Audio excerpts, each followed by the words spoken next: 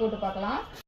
இப்போ நான் வந்துட்டு பச்சரிசி கோலமாவை வந்து பரப்பி வச்சுருக்கேங்க. இப்போ இதில் வந்துட்டு நம்ம ரங்கோலியில் வந்துட்டு கலரில் கோலம் போடலாம். பாருங்கள், நான் கலரில் வந்துட்டு பிங்க் கலர் எடுத்திருக்கேன். பிங்க் கலர் அப்படியே ஃபுல்லாக வந்துட்டு தூவி விட்டுட்டு இது எப்படி வந்துட்டு கோலம் வருதுங்கிறத நம்ம ஃபைனலாக பார்க்கலாம். நல்லா நம்ம அப்படியே தூவி விட்டதுக்கப்புறமா அதை நல்லா வந்து கையால் வச்சு பரப்பி விடலாம்.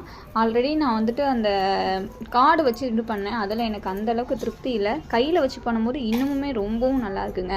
நீங்கள் இந்த அரிசி மாவை யூஸ் பண்ணி பாருங்களேன், உண்மையாலே இந்த ரங்கோலி வந்து உண்மையாக ரொம்ப சூப்பராக இருக்குது.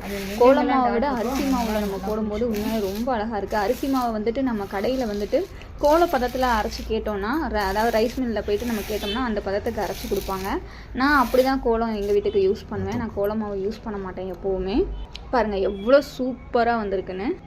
இந்த பிளேட் வந்து 15 இன்ச் அளவுடைய தட்டு, ரங்கோலி தட்டு. நம்மக்கிட்ட 4 இன்ச்லேருந்து 18 இன்ச் வரையுமே ரங்கோலி தட்டு இருக்குங்க. சைடு பார்டரில் போடக்கூடிய டிசைன்ஸும்